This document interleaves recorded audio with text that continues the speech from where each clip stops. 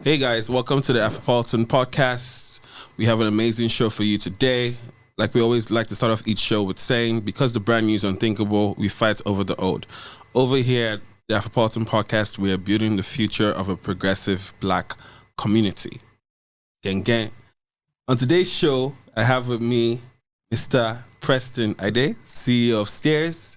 Preston, please welcome to the Afropolitan Podcast. We are honored to have you. Thank you. Glad to be here. I look forward to a very exciting conversation, to say the least. But the amazing thing about podcasts is how many conversations that happen prior that I wish were recorded before you start the actual podcast. Right? I hear that a lot. You're right. And okay, so Preston, can you tell the people a little bit about your background? Let's start from where you were born, your education background, and how you came to be CEO and founder of Stears. Yes. Okay. When I was born, well, that's going all the way back. No, you're not that old now. So you're still a young founder. Well, when I give my updates, I always talk about 2018, but this is going back to 1990. But so I actually grew up in Benin City. Mm-hmm. That's in Edo State. No, you're the first person on this podcast who has not been born in Ibadan. Wonderful. Apart from Eba, but it's been a lot of Ibadan-born people. That's why they have train station and everybody else. Fair. Okay. I mean, I've been to Ibadan multiple times actually, growing up. But Benin was my home. But I actually wasn't born in Benin. I was born in Croydon, so I was born in London actually. So I just dropped the accent. It's Croydon, mate. These days anything can happen. You need to be ready to move. But Benin was really exciting, right? Small city. My parents lived there because it used to be Bendel. And that was combining Benin and Delta, and now they're separate states, Delta and Edo. And I went to secondary school in Abuja, so I went to Loyola. I hope you've had some Loyola people on this. Quite a few. We're around. Also, you went to Loyola too? Yeah, I did. Okay. So that's where I was, Explains a lot. Because yesterday I was saying like my two favorite subscriptions, or at least is like or three, is two, Stears and The Athletic. You know The Athletic? Yes, I do, of course. So please go on. No, but I'm saying like, because when you read something and you just feel smarter, you're like, That's what we go for. That's what we go. We sell confidence. That's what I like. Self-confidence. I like that. I like that. Part. Yeah, no, definitely. And then after Loyola, Loyola was interesting. I met a lot of people. Yeah. There. What was your set? Were you in the same set with them? No, he was 2 years above me. Okay. But we connected quite a bit because we were not a lot of people used to do history, government.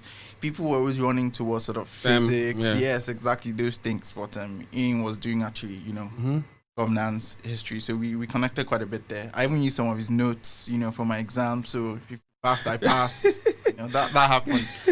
And after Loyola, I went to the UK. I went to Stears College. Okay. And which is when I started meeting Lagos boys. I was introduced to all the Lagosians. In fact, people were like, you're the first person I've met who is in from Lagos. I was like, wow, where have you been? Because obviously Loyola was, people came from around the country. Yeah. Like at the end of term, people will be going to Benin, going to Port Harcourt, like different places. So I was used to a very diverse group. But Stears was really great. Of course, it was first time outside Nigeria, with your own sense of freedom. So we had fun. Yeah. We were up north. It was actually in a town called Preston. Okay. Right. So I have this thing where my school was in Preston. And I actually lived on Preston Road in London. There's a road, a whole tube station in London named after me. Was this coincidence or just? I think my parents thought it was funny. So they decided, so when I walking, literally, there's like Preston kebab shop, Preston barber shop, there's Preston pub. That there's no way you can lose in this country. Exactly. You cannot be lost. This is my city. But yeah, so that was really interesting being in school. I met a lot of people there as well. Yeah. Met people who I still work with today from Stonyhurst. And after Stonyhurst, which was 2 years, went to LSE. Very interesting because I don't know if you know much about the UK system, but we had this like UCAS system where you'd apply to like 5 different universities, right? And it's like God wanted me to go to LSE because LSE was the only university I got into. Of the 5, I'm telling you. And it was very ironic because I got 3 A stars, and that was supposed to be like, wow, getting onto, and I got into 1. Until today, people still think, oh yeah, no, I got into only 1. Like, I'm not here because I had options. I was really going to LSE. It was really strange, really strange experience. But then when I go into LSE, I was like, yes, I wasn't supposed to have options. I wasn't supposed to have this. Where I was supposed to be. They didn't want to be any mistake. Yes, exactly. And LSE was fun. I met 2 of my co-founders there. The last co-founder I actually knew from Loyola. That was good. And yeah, we just, at that time, after figuring out that, yes, you have to sort out your academics, so, pass your exam, that basic stuff, right? I spent a lot of time in, like, the African Caribbean Society. So then I was president in, like, second year or something. Yeah. And we had a big mission. We wanted to really revamp the society. But we also wanted to show them how Nigerians party. Yeah. That was it's very important. It's funny because we have our own brand. Yes, have our own brand. That's all we have to export. Yes. Export swag, export dancing. People loved it. It was funny because the year after, the ACS changed and they said that they were trying to cut back on some of the activities in the previous year. I'm like, well, but that was actually my first experience at LSE of fundraising because for society we had to raise like sponsorship. How much did you guys raise? And I'll tell you, the first year before I came, they raised about £1,000. We raised 6,500, and so that means we could do 6 times more events, right? And we did. We had, it was really great. Yes, that's true. That's true. Because LSE didn't have a big Nigerian community. That's the thing. And we had universities like Imperial, UCL. But there were universities that were close by, though. Yes, because it was all in London. Actually, I think Yele was on podcast, or he was at KCL. We actually met, during the ACS days back then. He was still doing medicine. In KCL. Then. We're thanking God on his behalf. I did. If they fight COVID right now. True, very true. He'll be in the NHS doing things there. Good. But yeah, LSE was really, really fun. Met lots of people. Really. That's when I actually started coming to Lagos quite a bit because home was still Benin. So when I came back to Nigeria, I'd go straight to Benin. Were you coming back in December, like breaks or breaks? December. Every December, I was always on ground. And after LSE, so like the way the legal system works in the UK is if you're really plugged into it, you can get your offer for a job really early. So I'm talking like of your second year out of 3 years. Wow. So I got job offers in second year, and so there was job security. Going into, in fact, my second year I already had that sense of job security, and so third year you just had to show them. They said yes, exactly. Was I can't remember if the offer was a 2-2 or 2-1 to get the job, but I was like, we'll just do what we need to do, and that made me start thinking about just extracurriculars. Exactly. And I think the pivotal moment was the LSE Africa Summit. So when we got to LSE, we found that there was this big China summit. There were big European summits where you would have speakers come from across the world. Really well qualified people. We're talking, WTO, UN, those sorts of people, like captains of industry, and they would come and talk about how the future of the world economy was in those nations, those countries. And coming from the ACS, so the African Caribbean Society background, what I noticed was a lot of the activity at that point was at student union level. So all the talks we had were like student union. We didn't have anything that was more institutional. We weren't able to even use the actual LSE logo. And so me and a couple of people decided to start the LSE Africa Summit. And I remember I was, Sakina and Abdul, and, I actually was thinking about a summit, but Sakina and Abdul had gone further. And they were, because I was a Nigerian, I was thinking of a Nigerian summit. That was my agenda. But, yes, they were thinking Africa, and I realized, these people have a better vision. let me join them. Because either way, we're also doing this. Because whether you call Africa, call Nigeria, it's okay. We'll still be there. We'll still be there. And it showed because when the speaker list came out, and there were many people from, Nigeria, people started saying, what of the Ghanaians? What of the population will show. Now, what's the carry visa much? We are at the embassy every day, 5 a.m., consistently, week in, week out. Cannot beat it. God, it was that was interesting. Well, you know, the good thing was because Nigerians we can be closed-minded about Africa. Right? We see, you know, we think we are the giant of Africa. Now all the numbers are very shaky about whether we are really a giant. Very shaky, but you know what? We'll just say giant of Africa. And so we eventually went ahead with the summit. The keynote speaker actually was the president of Ghana. Okay, wow. So this was Mahama at the time. So we actually got to have dinner with him. Like, it was at Landmark Hotel. You know, a few people, we took pictures. It was really, really great. Like, you know, spoke to a lot of his team. He was very supportive. But what was interesting was all the, like, his entire entourage and most of the speakers who came. I mean, one of the speakers then was, you know, Jimovia as well. He attended the summit.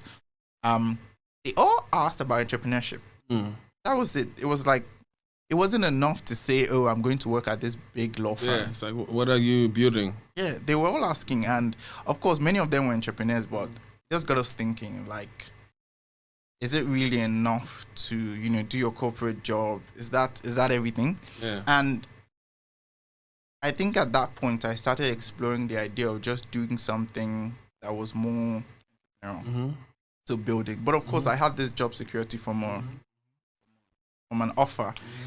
And so I went on, you know, did my 2 years practicing law in the UK. But at that time, Stears was already sort of wrong. Yeah.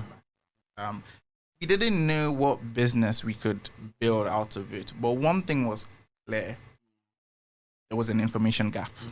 That was it. That was the thing that was very, very obvious to us. And that was because when I was thinking about just putting some money in some investments, it didn't occur to me to, you know, look for startups.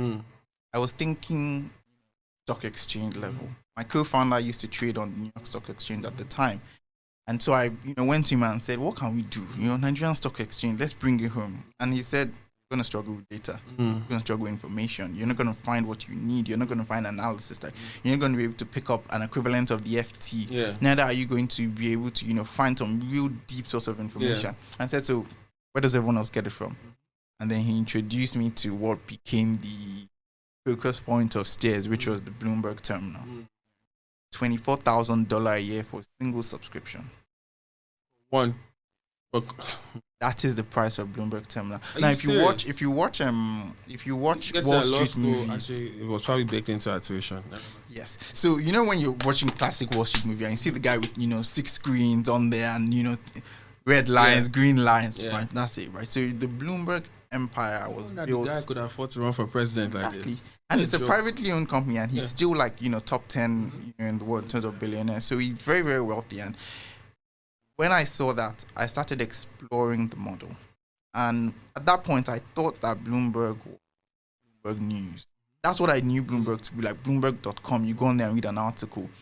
So realizing that, you know, a large chunk of the revenue from the business, I mean, at that time, it was probably, I heard it was maybe even 90% of the revenue was coming from Bloomberg terminal. Yeah. I thought to myself, we need to just build this. We need to build this stuff. We need to take it to Nigeria, and we need to ask people to pay us $24,000. You know, young and naive. We've learned a lot since then. But at least it gave us energy. Yeah. Right. The first thing we realized was quickly. We need data. Where are you going to get the data from? Yeah, true. We need skills to actually build out. So we're talking engineering skills, we're talking data science skills, data engineering skills. So then let me stop you there, right? You're a lawyer. No. You're a lawyer. Yeah. But you did law at London School of Economics. I did. No, it just dawned on me. What was going on? Okay, so after you're done, prior to that, you've never really explored entrepreneurship. You were straight track, like, as well. I'll go to school, I'll get a job, my life should continue from there, right? So then, when you were then realizing, okay, cool, now to do this other thing is going to involve expansion of headspace to now have to worry about engineering products. But you also had co-founders, so how did you guys then get to the point where you're building out that team from the onset? Yep. So it was actually driven by the business model we envisioned. We saw that it would be difficult to get the data side going. So we said, what can we start? We saw that all the companies that had models were interested in, like Bloomberg and Thomson Reuters, had a big arm. So we said, well, that's cheaper to start, easier to start. Why don't we kick that off? And what did we need for that? So I had Abdul, who I had gone to, and he introduced me to the Bloomberg terminal. Then there was Michael. Michael is a co-founder, is the chief economist at Stears now. He was still doing his master's in economics at LSE at the time. But I knew he liked writing. And I said to him, being an editor, right? Editor-in-chief, come on, write about Nigerian economy, show them what you've learned from LSE. Yeah. That was it. All your papers, bring it. Exactly, bring it all. And he came guns blazing. And then the last person, who's now CTO, was Bode. Bode and I knew each other from Loyola. We're very close in Loyola, besties. The reason why I brought him was because we just needed a tech guy. That's what it was. Like, that's what we thought. We needed a tech guy. So he was at Imperial. He was not even doing engineering. He was doing biomedical. And that's why he wasn't close to programming. But I said, this is the only tech guy I know. So you come and just sort out the tech side. We go run them. I didn't appreciate what it took to build, the sort of thing we had in mind. I didn't appreciate that at our core, we really had to be a technology company to do it successfully. I just thought, energy, like, we'll keep going. And so that's how we all came together, but it still wasn't a business. Yeah. We used to have meetings and, we talk. We put on, but he actually eventually started building websites, but there was really no business model because all we had in mind was that what is now Stears Business today was really just to help with the marketing ahead of this $24,000 subscription that we're going to put out. That was it. But what was interesting was because we appreciated that we were going to be selling a high value product, it was very important for this marketing to be high quality. Because if people didn't respect the brand itself, then when you try to get them to buy something big, they're going to be like, I don't know you. So we always envisioned Stears Business to be that machine that allows us to get some distribution and get people familiar with what we can do with data. And that's just how we kept building on from there. They didn't actually kick off Stears Data until 2019. So I left Linklater, where I was practicing as a lawyer, at the end of 2017 to Nigeria moved to Lagos in beginning of 2018. And I was the only one here. Actually, one of my co-founders had moved to Nigeria ahead, but he was working at an investment bank. So Michael, who was chief economist there. And we're still just trying to figure things out. I came back to Nigeria because I knew I was not going to keep practicing law. Yeah. That was very clear to me. So many lawyers, man. It's a standard come to Jesus moment. It really is. And the interesting thing about it was I was practicing law in the UK. And to be very honest, law in the UK pays well. Yeah. If you're in the sort of top tier, it pays well. Like people, I don't think people appreciate how well, lawyers are paid internationally. Because if you think about it, English law is at the center of most big transactions. People want to use English law, so it's very, very, very common to have big deals essentially done in English law. But then I knew I wanted to come to Nigeria, and there was no way Nigerian law was going to. It wasn't just in. So you had to do 1 year of Nigerian law. Yeah, so that was the deal. I had to, cut with my dad. Coming back to Nigeria, so you're a qualified UK lawyer, you come back, you will not be a barrister locally. That was not going to go down well. So I did Nigerian law school from 2018, 2019, which is when I started also thinking more deeply about, Stears. We made our first, hire in 2018. Well, it was Aisha. Aisha is currently at CNN. She was a journalist. Yeah. She was supposed to just help us, really push out there on distribution, write more content. It was really interesting working with her because we started learning more about the media space. If you think about it, none of us had media backgrounds. So we applied common sense to everything. You go run now. Exactly. That was it. Because I think the one thing I took Nigerian business slogan. The one thing I took from LSE was actually, is there anything you can't do? That was like, we were just, taught that, you can go for it. Like the fact that you have a degree in law, not mean you can't do anything else. So I felt very comfortable going to do things that I was not previously always trained have in. really transferable skills. That's the thing. Yeah. Attention detail is something that you find is at center of law and, applies everywhere else, right? That sort of focus, even just, because many people, sign agreements, contracts without reading. The unlucky, let me say, partner, supplier, etc., who sends Stears a contract, and I'm in a good mood, or I have time to read the contract well. My response, I'll show them that I have the background. It will shock you. Exactly. And so those things were always there. But law school was really about balancing, because in law school, you have to go to Abuja first, do the bar one, as they call it. So bar one, after class, I would just leave straight and go back to my room. I had my screen there and, just get back to work. It was interesting because people apparently I wasn't very friendly in law school. It's not because I was actually mean or anything. I just wasn't around. Yeah. So, parties, after I just wasn't really there. So done people that were like, in he doesn't even like hanging out. Like, no, I'm working. I'm working. I know where I'm going to. Because you know what it is about? Because I also transitioned from law to entrepreneurship. And I'll be taking meetings in class, like at Spa. And then the people like, but why are you doing it? But I'm like, you don't understand. You people are moving as Spa, you're going to be lawyers. Me, I've decided I'm not going to be a lawyer again. So my exit plan is different from people's exit plan. So you have to move accordingly. Yes. When you have direction, it's easy to know what you should and what you shouldn't do. And other people maybe struggle with that. They don't really understand it. When I was in Batu, which was then in Lagos, that was very tough because Lagos Law School is very, very tough. Right? You have to thumbprint, you have to do all those things. People were always asking where I was going. Like, where are you going? Why are you leaving class? I'm like, don't worry, I'm just outside. I'm not far away. But eventually just had to make it work. And 2019 was then a sort of watershed moment for Stears because of the elections. So elections were coming late 2018, and started thinking, what are we going to do? Stears Business has started building out a brand around sort of quality there. We're still covering governance, but we were also thinking about Stears data. We wanted to start building a data brand. So our governance editor at the time, who was actually part-time, a good friend of mine, Afolabi, then suggested we should look at how Bloomberg and a couple of other players cover elections. And it was all, data-driven. These big electoral maps, things like that. And we said, let's build that. Let's forget about trying to write articles. Let's just leave all the time. Let's focus on this. So we then had to start collecting all the data for previous elections. It took us about 6 months. We had someone who was working with us. She was an intern for 6 months, and her job was just to collect data from all the states.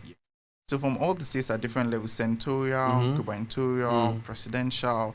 We learned a lot about data collection there because some of it was on the internet, some of it we had to reach out to people, we had to contact INEC, we got some, we didn't get a lot of stuff, but we compiled a lot of data.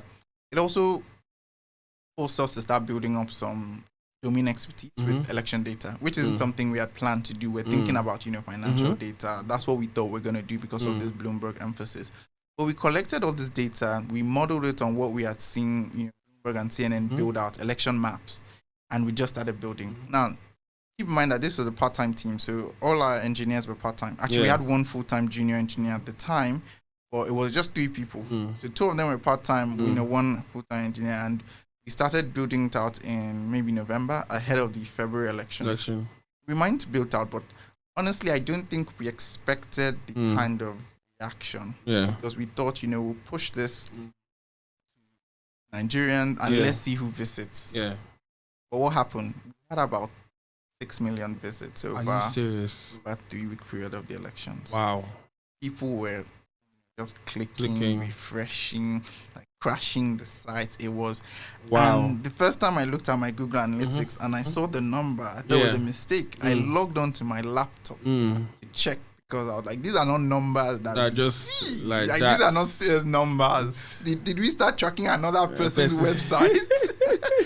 But that was it. It was, and we realized that we couldn't have written enough articles to get that kind of traffic. Lie.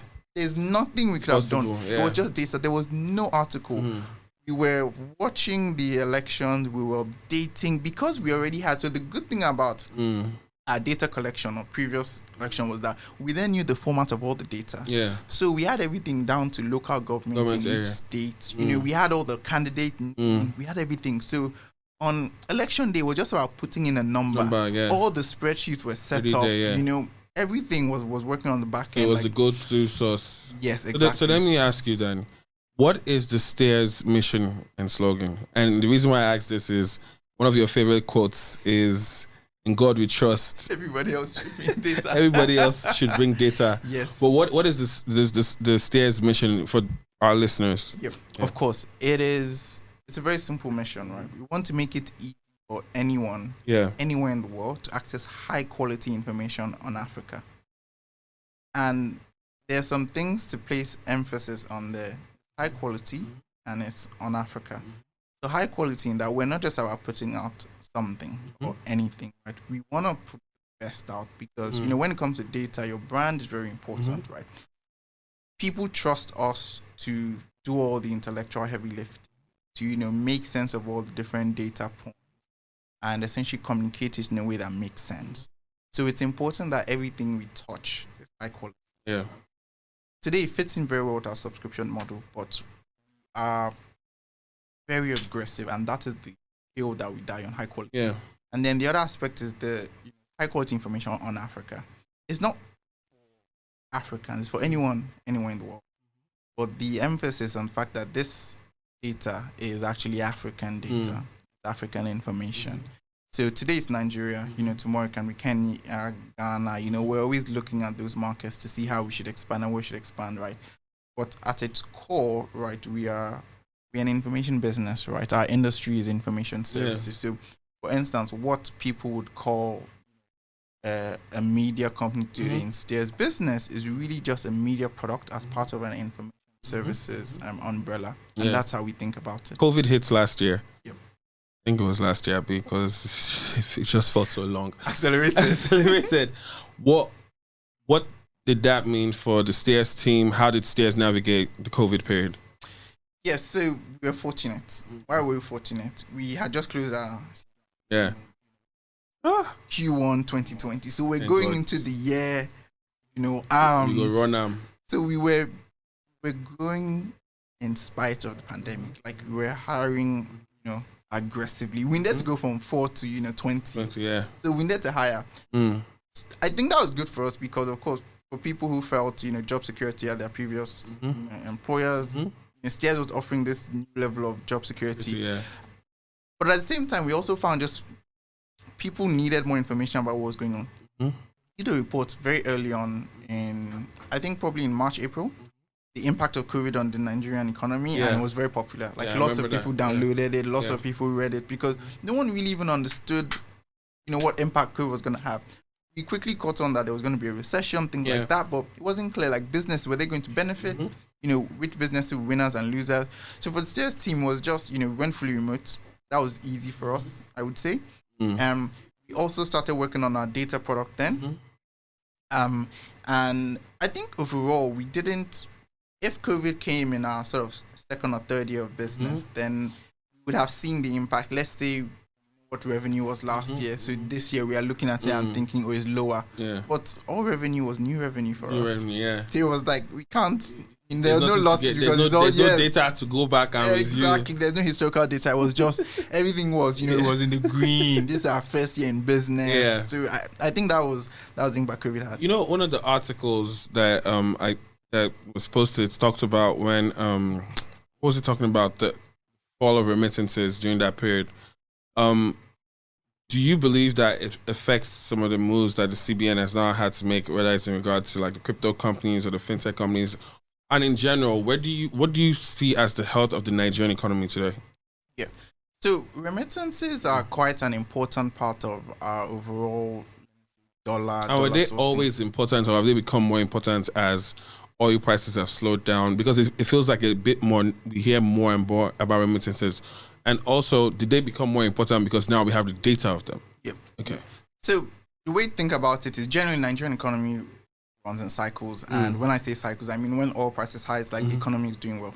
So naturally, once oil prices go down, let's look around. Like, what else do we have here? Exactly, that's it, right? Now, remittances have been pretty high. I remember looking at some sort of PwC stats, and we're seeing something in 2025. And so it's been quite high, and sometimes actually go close to what we get from even oil revenue. But of course, once one revenue stream starts to go down, as in case with oil, right, everybody starts looking. Where are the dollars? Exactly, where are the dollars? And the remittances issue that we have to think about is how much of it is recorded by the sort of official channels, depending on how lots of WhatsApp groups, lots. So it's actually I think people would estimate today that because of how much of it isn't recorded, and in fact because of how much of it is paid in kind, not necessarily cash, right? The remittance industry is really massive, and there's something called home bias. Home bias is basically people always have this tendency to invest in where they're from. When giving the option, people go to a store, they see something. Imagine going somewhere in the US, you see strawberries from London, and you see strawberries from Benue State. You see Benue State. Let me take it. So there's that home bias, and Nigerians always sort of lean towards it. There's some companies today taking advantage of that. The whole I want to build a house at home. So that is also a form of remittances, because the part of the data that is actually difficult to track, and we get a lot of data requests around it, is how do people spend? Like, what part of the economy does it go to? Now, there's a general assumption that one big part of it is general education. So people are paying school fees, welfare. People are spending quite a bit on building homes. Sometimes these homes never get built because the guy on ground is not quite sending it to the... He's building something else. He's building something at SIP or Quillox. And Nigeria, they hustle. So the guy, they're abroad. But... so remittances are important. I think they're going to grow in importance. And of course, if you're the CBN, you're looking for where dollars coming from. Now, on sort of crypto side, look at the use cases, and naturally, because we have an unstable currency that typically loses its value over time, people always look for better stores of value. And so what that essentially means is, the moment there were options, like you're looking at a send cash, for instance, from buy coins, right, to start sending money home without using Western Union, cheaper rates, all of that, then the options go. Take even the IMTUs like TransferWise, right? I remember when TransferWise was like, they lost their license, so they couldn't actually work in Nigeria anymore. I used to use TransferWise. When that happened, I had to start looking for alternatives, exactly. Now, it's funny because I now get better rates.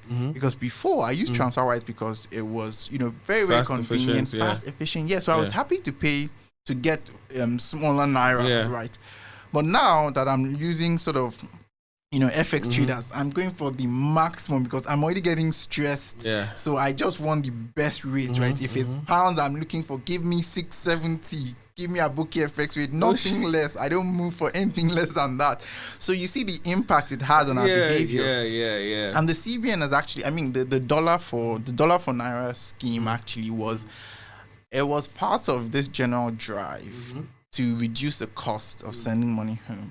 Because when you assume that people are price sensitive, then you assume that making those sort of changes to the pricing make people send more to official channels. But there are many customer profiles for that. And I can't speak for all the customer profiles, but I know that I would optimize for convenience more than anything else. I am not going to go to Western Union to do any, transfer or anything of that nature. And the thing is, a lot more people are getting socialized to P2P. Yes, exactly. I know that I'm in a bunch of WhatsApp groups that it's probably seamless, and they're moving, and that's why I'm like, if the official records are saying this is the amount we sent, then I can postulate that amount is clearly way higher. Way higher. It definitely is, right. We're also used to an economy that is largely underrecorded. The informal sector in Nigeria is huge. And there's so many transactions that go on that we don't know how to estimate. People are getting smarter these days and using proxies for data. So, instead of collecting data directly, you collect it indirectly and make sense of it from that way. We at Stears, we do quite a bit of, using data proxies to figure out, because someone says, I want to know this thing, but maybe there are other ways to answer the question you want to answer without using the data point you have in your head. But definitely, I agree with you. And I think remittances is obviously one of those areas that will continue to definitely. So where can the people learn more about Stears? Is this the point of the podcast where you plug everything you want to plug? No, of course. So stearsng.com. That's STARSNG.com. So would your people at it was LSC, would they have said it should be Stears Africa? What was it? Because I'm sure there must have been a conversation about it at some point. Yes. We couldn't get the domain. That influenced the very first decision. But if I'm, first time founder, you do certain things that you look back and say, never again. God. So definitely, as we go, do that again. Was it available to buy? So I think we bought it after already. So we secured it, but we already started all the SEO and everything was linked to sort of stearsng.com. And but stearsng.com, we also have the less popular, like I was saying earlier, Stears Data team, which is stearsdata.com. $24,000 a year subscription is coming from. Exactly. So today, what we actually do there is we're building out our product. It's a B2B product, which basically gives you access to 3 kinds of sort of core data sets, right? Financial services, macroeconomic data, and healthcare data. And that's, if you go onto the website, you easily find it. But will part of the subscription for that also include like universities, colleges? Is that part of the? Are those part of the customers you're looking at? The reason why is when I was in law school, we had access to 3 databases: LexisNexis, Thomson Reuters, or Westlaw, as it was called, and then Bloomberg. Yeah. I think they cost. You never know how much that stuff costs until you leave, and you're like, it's very expensive. That's why you be tapping your law school guys. Let me make I borrow your passport. Nigerian and passport sharing. We deal with that too. But so the idea is definitely facing. It's a B2B product. Primarily, it's an enterprise data product. But the idea is going to give access to a large number of people. So, companies that are interested in it would essentially be giving access to all their employees, right? And that's the model we want.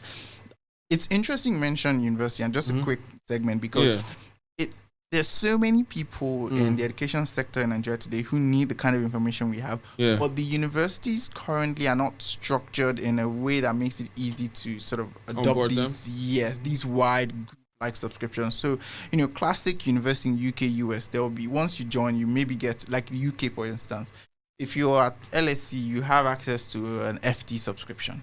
It's heavily discounted, whatever it is, but, it's company-wide.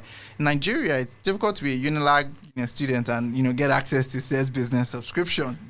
I mean, we've had to talk with, like, alumni associations who have done that. We've given out discounts to universities like Covenant for certain students, but there isn't that part. There isn't that, and the culture as well. So paying for information is something that we still think is quite new. So the Stears Business subscription it's 35,000 naira or $99 a year today. That's the price today. I always like to add today. So get your subscription before it changes. I like to pay for a year, generally. That's what we like. Annual subscribers, my favorite. But it's a case of, affordability is obviously something.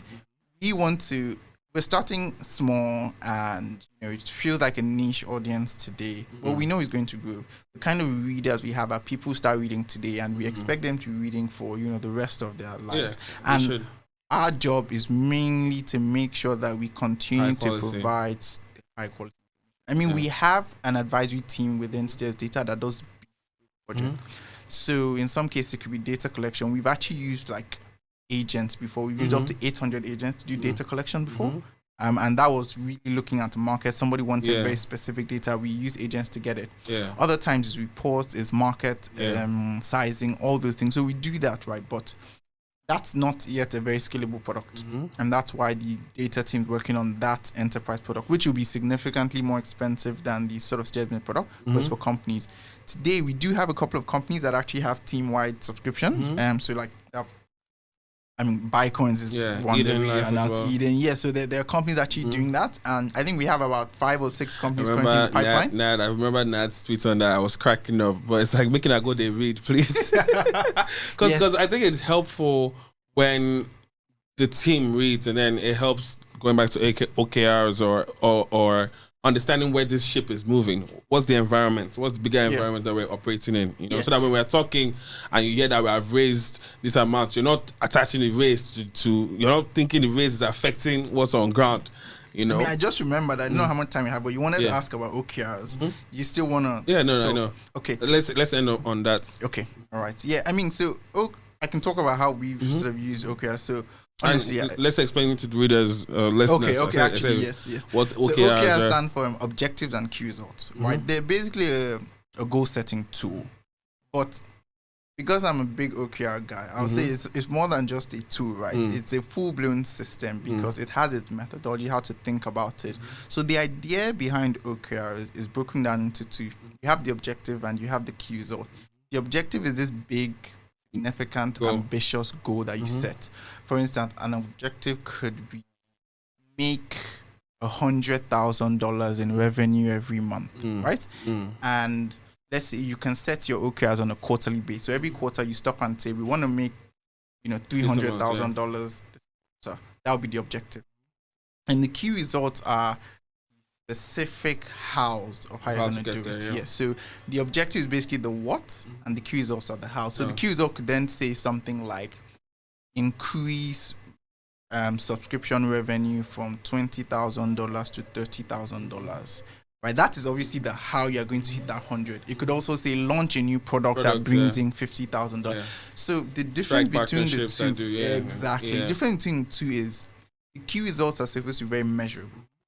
So they're supposed to be quantitative. They're supposed to be specific, time bound. I like to say if it doesn't have a number, it's not a key result. That's it, right? That's what do you mean by number? So you have a number that allows you to measure it. So if you say you want to do partnerships, you have to say 10 number of partnerships, for instance, right? Or, if it's sales, you can say 10 qualified leads. Sales, it's just important to have something that allows you at the end of the period to look at it and say, yes or no. Was this thing done? Yeah, the answer should always be yes or no. If it's that's not it. So you have to write. I think it helps for better evaluation analysis, right? So if it wasn't done, what factors contributed to it not being done? Exactly. And if all the factors were okay and it wasn't done, now I have to have a different conversation. That's very important because there are two elements of OKR that I think are very important when one's going to use it. First is actually the planning stage. We take about 2 to 3 weeks to plan our OKR. This means, from company level, we are saying this quarter, this is where the company is. Yeah. This is like, I tell that to the entire team. So everybody in the team has an idea of, Q2 about this. This is the focus. And then the teams, after hearing the company OKRs, the phrase they use is cascades down. Right, the teams then set their own, inspired by the company, and teams will have more detail. Yeah. But during that process, people talk. They share across teams. imagine if the product team is saying, integrate a new payment gateway to our infrastructure, and the engineering team has not created capacity to do that. So they talk to each other. Engineering, product, sales, all the teams come together and they align. Because if I'm saying I'm dedicating 20% of my capacity to do this. But I need you also need to dedicate sufficient amount of your own capacity. So they talk during that period. And what happens there, and people in Stears always laugh at me for using this word, is alignment. Oof, that's my favorite. Yeah. When people are aligned, because because misalignment then becomes very clear. When someone says, I thought we were going for, you say, how did you think that? Check your OKRs. Right? So, you have that, and once you put them in place, you then have to do the monitoring. I have OKR sessions every week. Every week, like what day during the week? So it's it's spread out because there are multiple teams, and I'll literally be talking to team lead, and I would be saying update me on OKR. They score them. Instead we score OKRs from 0 to 1.0, right? So if it's sort of 0 to 0.4, we say this OKR is in trouble, so allocate resources. Then if it's like 5 to 7, we say it's making progress, and then 8 to 10 it's done. So during these conversations, you're conversing with the manager. Sometimes team members show, and then you understand, we didn't hit this target, we didn't hit this date. Why? So what you said earlier about understanding, because the beauty of OKRs, I think, is just it allows you to then look back, because everything is measurable. People cannot say, and we put in effort. Where do you put in effort? Where's the effort? Yes. OKRs, they don't care about me to the effort. Exactly, because they don't care about activity, they care about outputs. So if you know, there can be a lot because of in this Nigeria, we like to perform. Exactly. We love performance. So it's really, and honestly, yeah. I think it's important. What that also does, that I find, especially in this whole remote working situation, is I don't need you to be doing 9 to 5. Or, no. We go see at the front. Now the front you go measure them for. So if you like, work from 9 p.m. to 5 a.m. That's what you're on. You party the rest of it. But when the results, when we agreed, we asked each other, how long is this going to take? You said 2 weeks. Yeah. At the end of 2 weeks. Where are we? Yes, no, it's really I understand it. I understand it. No, but thank you, Preston. Thank you so much. Happy to for coming. I believe you are our 5th guest. Oh, can I know the guest of the other guest? We had MI as the first guest. Then we had Denola Gray. Then we had Yele. Then we had Asa Asika. Yep. So you're 5th guest. And then we have Dio from Microtraction. Okay, all familiar. I actually am interestingly. I had like a 2-hour interview with MI in like 2018. We're talking about the music industry and data. It was really, really. So I'm looking forward to listening. Jude is definitely somebody that I can just talk to for hours, But Preston, thank you again. And thank you guys for coming to another episode of the Afropolitan Podcast. This is your host, Eche. We are signing out. Thank you.